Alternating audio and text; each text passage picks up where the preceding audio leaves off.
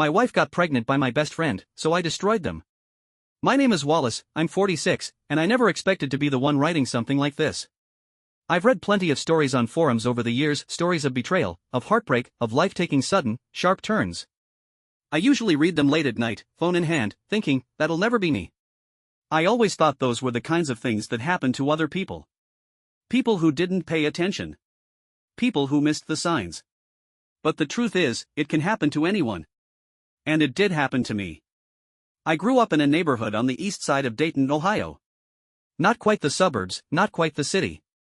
My parents were good people, hard-working, but always one paycheck away from falling behind. My father was an idea man. Always had some plan to get ahead. One month he was buying into a vending machine business, the next he was ordering wholesale sunglasses and trying to sell them out of the trunk of his car. None of it ever worked. He'd get close, then fall short. Over and over again. My mother was the opposite. Quiet. Steady.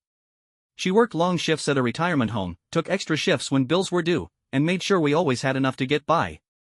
If my father was the dreamer, she was the foundation. I learned early from watching them that you could want something badly and still never get it unless you were willing to do the work, really do the work. By the time I was 15, I had my first job sweeping floors and stocking shelves at a local hardware store. The pay was terrible, but I didn't care. I saved every bit I could. After school, I'd fix up bicycles and resell them, or collect used electronics, get them working again, and list them online. It wasn't much, but it gave me a taste of independence. College was never a serious conversation in our house. It wasn't that I didn't have the grades, I did, but tuition was out of reach, and the idea of taking on a mountain of debt felt like a trap. I watched neighbors and relatives take out loans for school, only to come back home 4 years later and work the same jobs they were trying to escape. I didn't want that. Instead, I found my own path. At 19, I bought my first used car with savings, an old Corolla. I cleaned it up, fixed a few things, and sold it for a small profit. Then I did it again. And again.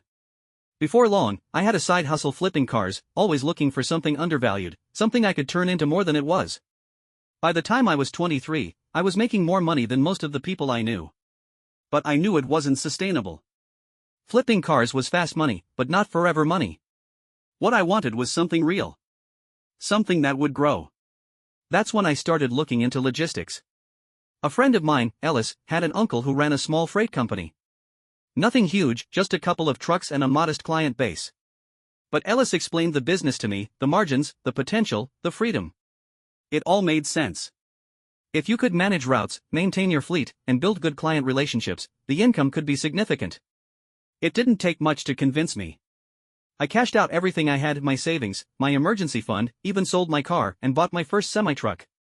It was far from pristine. The paint was faded, the transmission needed work, and the miles were high. But it ran. And more importantly, it was mine. For the first year, I did everything myself. I was the driver, the dispatcher, the accountant, the mechanic. I was on the road constantly, eating from gas stations, sleeping in the cab, waking up sore from long hauls. It was exhausting. But it paid off. Within 2 years, I bought a second truck and hired a driver. Then a third. Then a fourth. I studied the business from every angle: licensing, insurance, logistics software, customer acquisition. By 30, I had a fleet of trucks, a small office, a dozen employees, and contracts with companies I used to only dream about. I was finally living the life I'd worked for. It wasn't luck.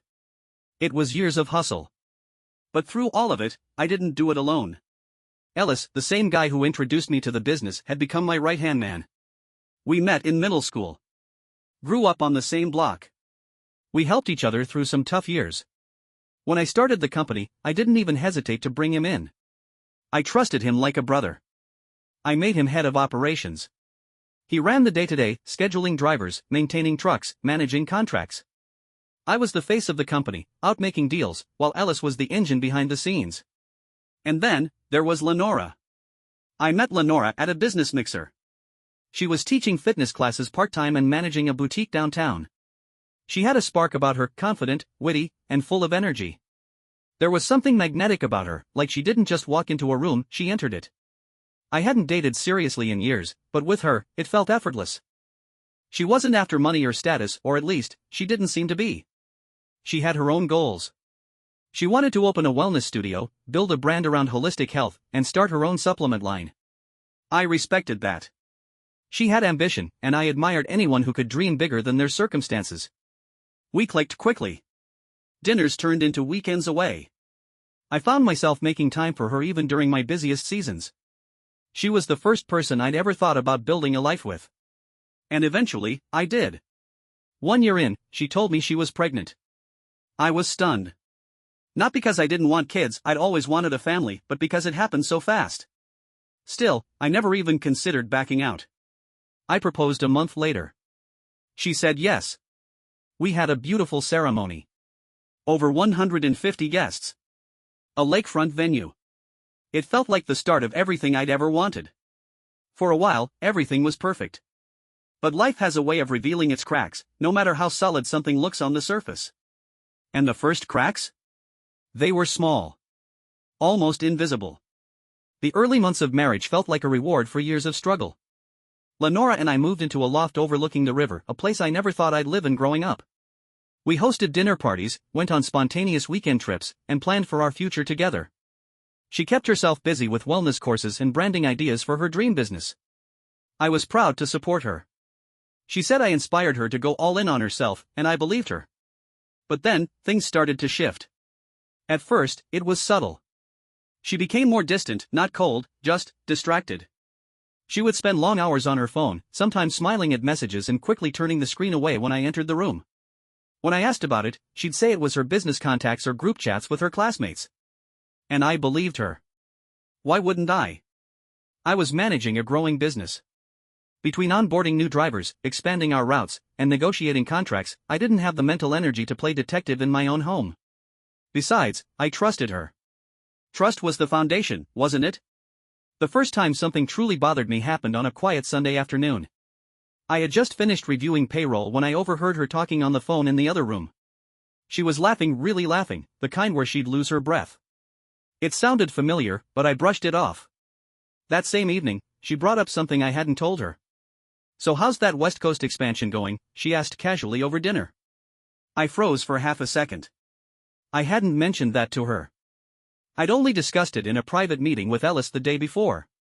"It's still in early talks," I said slowly. "Who told you about it?"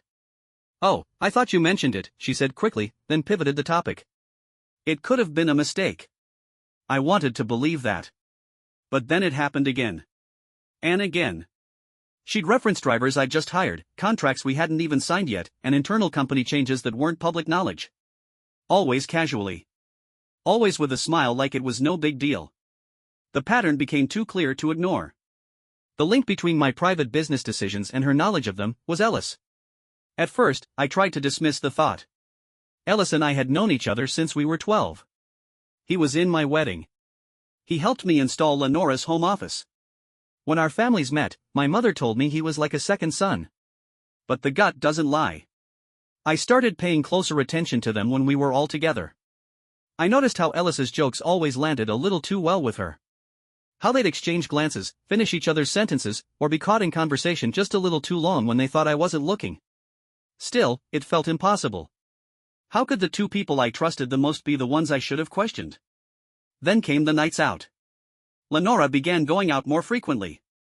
Self-care nights, she called them. Or networking events. I never objected, she had her own life, her own goals. I respected that. But over time, the stories didn't line up. The friends she claimed to meet wouldn't mention being out. Once, she said she was at a yoga event downtown, but I found her car parked near a jazz bar on the other side of the city. When I brought it up later, she laughed and said plans had changed last minute. It sounded reasonable, but it didn't feel that way. I started keeping notes. Times. Locations. Conversations. Not because I wanted to catch her, but because I couldn't silence the growing voice inside me that said something isn't right. Then came the night everything changed. I had just returned from a late meeting with a potential client. I walked into the apartment around 10:30 p.m. The lights were dimmed, the television off, and the living room quiet. Lenora was sitting on the couch, still dressed like she had been out recently. Her phone was face down on the coffee table. "You're still up?" I asked. She turned quickly. "Yeah, just watching a show," she said. I glanced at the TV. It was off. She noticed and added quickly, I turned it off a few minutes ago. The moment was awkward, heavy. I sat down beside her and asked, Where'd you go tonight? Just out for coffee with Carly and Meredith, she said. What place? She hesitated. That spot near East Point Mall. There's no cafe near East Point, I said. She blinked, then smiled awkwardly. Oh, maybe it's a new one. Carly knows the area better than I do. She changed the subject. I let it go. But the damage was done. She had lied. To my face. Calmly. Easily. The next day, I confided in someone I trusted completely, my cousin, June. She'd grown up with me, and we were close enough that nothing was off limits. When I told her everything about Lenora, about Ellis, about the gut feeling I couldn't shake, she was quiet for a moment. Then she said, I've never liked how close she was with Ellis. Something always felt staged. That's when we made a plan. I told Lenora I had to fly to Denver for a client meeting and would be gone for 2 days. It wasn't true, I just needed her to think I was far away. June agreed to help. She'd stop by the apartment under the pretense of dropping off a gift and use the moment to quietly collect Lenora's phone if it was left unattended. To be honest, I hated the idea. It felt like a violation of trust. But trust was already gone. All I had left was instinct. The next morning, June sent me a message, got it. Where should I bring it? I gave her the address of a quiet cafe across town. When she arrived, she handed over the phone, no questions asked. I took a deep breath and opened it. She hadn't even changed the passcode. What I found was more than I expected. Text after text between Lenora and Ellis. Messages spanning months. Some casual. Some emotional. Many, intimate. Pictures. Locations. Plans. Times when I thought she was at a workshop or meeting a friend, she was with him. One message stood out. What if the baby looks like you? Followed by Ellis's reply. Relax. Wally won't notice. He never does. My stomach turned. Baby? She had told me she was pregnant 3 months ago. We'd celebrated. I had already started looking at names. Furniture. Schools. And now I was reading that the child might not even be mine? The betrayal hit me all at once. Not just the affair, but the deception, the manipulation, the way they made me feel like the outsider in my own home. It was no longer suspicion. It was certainty. I sat in that cafe for almost an hour, staring at the screen, scrolling through messages that rewrote the last year of my life. Every sweet word she'd said to me felt like a line from a play. Every late night. Every I love you. All of it suddenly meant something different. But I didn't get angry. Not yet.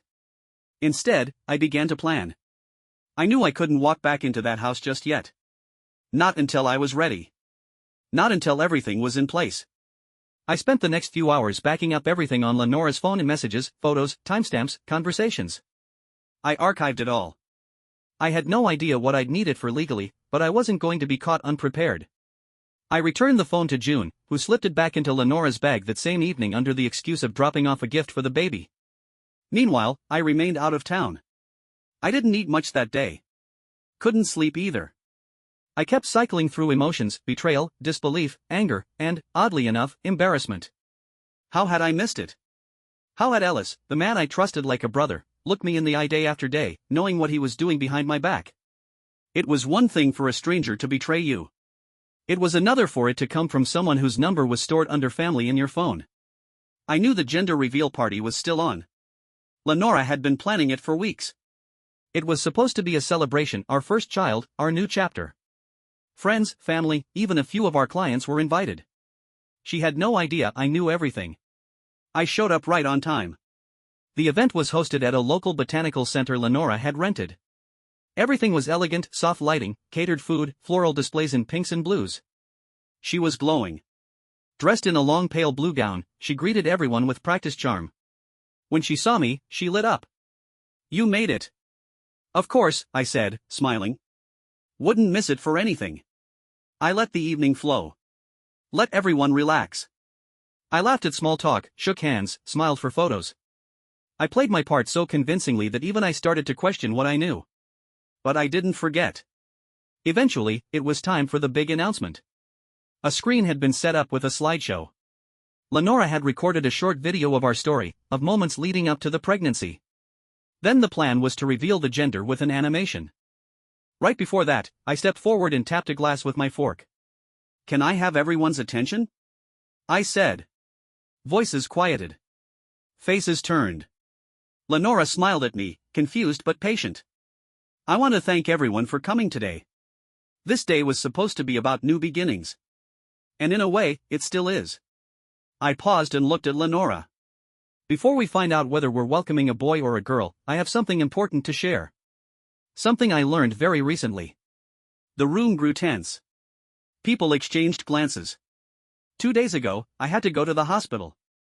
I was feeling under the weather, and I thought it was something simple. Turned out to be an infection, nothing too serious. But while I was there, the doctors ran a few additional tests. Lenora's expression began to shift, smile fading, brows tightening. One of the tests they ran was a fertility screening. A precaution, they said. I took a breath. And that's when I found out something I never expected. I turned toward the crowd, my voice steady now. "I have a rare condition I've had since birth. I've been infertile my entire life." Gasps. Silence. "And so, if I've never been able to father a child, then it would seem there's a very important question that needs to be answered, one that I think Lenora can help us with." I turned to her. "Would you like to explain whose child this really is?" She opened her mouth, but no words came out. That's when I nodded toward the AV technician near the screen. "I have a video I'd like to show before the slideshow." He hesitated but obeyed. Seconds later, the large monitor behind us flashed to life, only this time, it wasn't baby pictures. It was a screen recording of Lenora's text messages. Names, timestamps, emojis. Her voice messaging Ellis, laughing. Photos. And then, the most damning message of all. "Lenora, what if the baby looks like you? What if Wallace notices? Ellis, he won't. He's always busy. We've come this far, what's he going to do now?" Murmurs swept through the room like a wave. Lenora reached out toward me. "Wallace, please, let's talk about this." I stepped back. "No. You and Ellis made your choices. I'm just showing the truth." That's when Ellis stood up near the back. "Wallace, it's not what you think." I cut him off. "Save it. I gave you a career, a home, and a seat at my table. And you thought I wouldn't find out?" Ellis looked around, as if trying to gain sympathy. "It wasn't meant to happen like this. You were never around. She..." "Don't," I said. "Don't make excuses. You both betrayed me. And you did it with a smile." Lenora's voice was cracking now, panicked. "Please, Wallace, this doesn't have to happen here. Not in front of everyone." "Funny," I said quietly. "You weren't worried about who'd see what when you were sneaking around." I turned back to the guests. "I want to thank all of you for being here today. I know this wasn't what you expected, but I felt it was important to be honest. There will be no baby announcement. There will be no celebration. There will be no future between Lenora and me." I turned back to her one last time. "Pack your things. You'll be hearing from my attorney in the morning." Then I walked out. I didn't need to see her reaction. I didn't need to hear Ellis plead his case. They could say whatever they wanted. I had seen enough. I didn't return home that night. I stayed with a friend just outside of town, someone who had seen the cracks forming before I did. The next morning, I had my legal team send the divorce documents to Lenora, along with an inventory of all assets and accounts. Since the property was solely in my name, she had no legal claim. Later that week, I heard through June that Lenora had moved out. Quietly. No calls, no texts. But Ellis? He called. Left voicemails. Sent emails. Told me he was sorry, that he'd made a mistake. That he still wanted to be part of the company. I didn't respond. Instead, I sent a termination letter, effective immediately. I copied our board, HR, and legal advisor. No room for negotiation. I didn't need to explain. Everyone in the company already knew. By the following Monday, Ellis was gone. And I felt lighter. The week following the party felt strangely calm. The silence was loud, but it wasn't suffocating. For the first time in months, maybe even years, I had no secrets weighing on my chest, no doubts creeping into the corners of my mind. I had answers. I had truth. And while the truth hurt, it also set me free. Lenora never reached out directly after the divorce papers were delivered. Instead, I received a single message from her attorney requesting a brief mediation meeting. There was no contest. Everything was in writing, the messages, the photos, her admission. She had no legal ground to stand on. We'd only been married a short time, and we had no joint accounts or property. She walked away with nothing. I heard later through a mutual acquaintance that she'd quietly ended the pregnancy.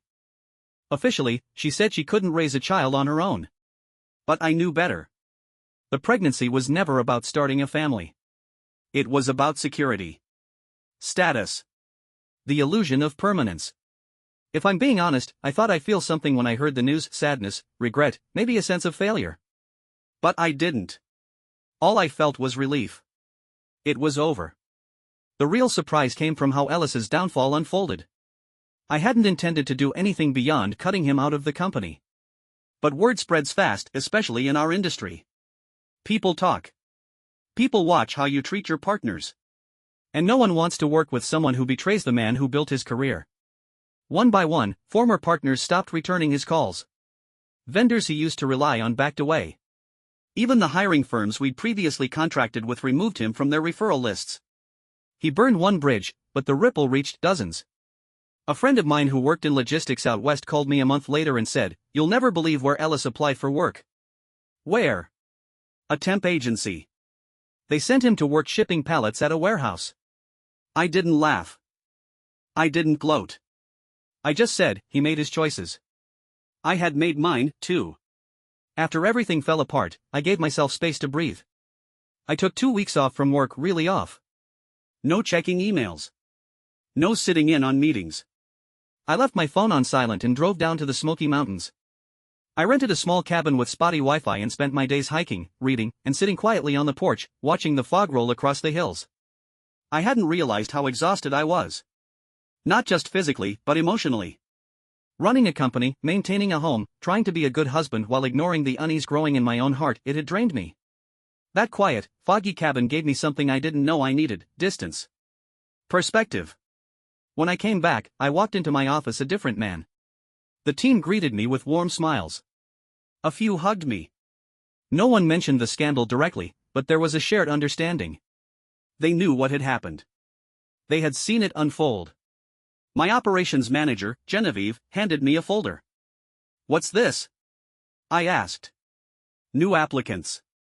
We'll need a replacement for Ellis," she said gently. I paused, then smiled. Not a replacement. A rebuild. That became the theme for the months that followed: rebuilding. Not just the business operations, but my own boundaries, my habits, my personal life. I started therapy. Something I never imagined myself doing. Not because I thought I was broken, but because I wanted to learn why I had ignored my own intuition for so long. The sessions weren't easy. But they gave me clarity. I wasn't weak for trusting. I wasn't naive for hoping.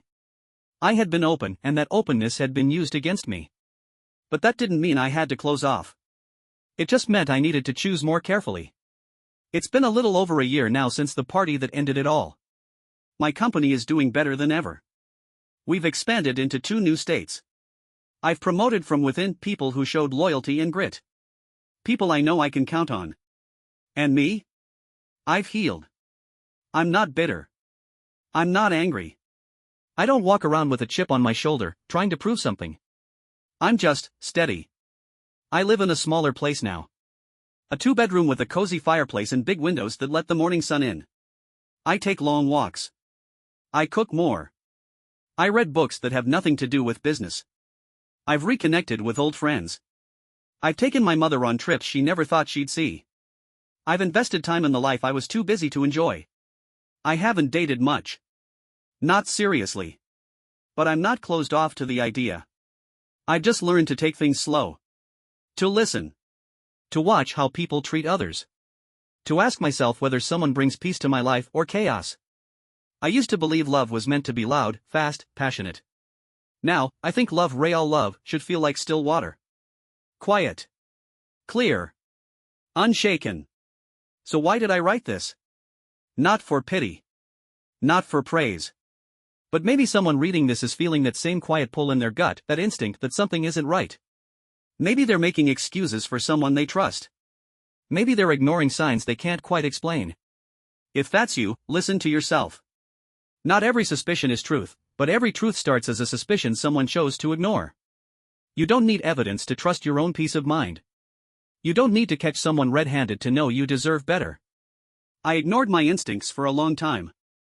I wanted to believe in the people I loved more than I wanted to believe in myself. But you know what? I came out stronger. And I didn't lose everything. I found clarity. I found peace. And I rediscovered the one person who never let me down. Myself. Thank you for watching the video. Like it if you watched the video to the end, and don't forget to subscribe. Have a nice day.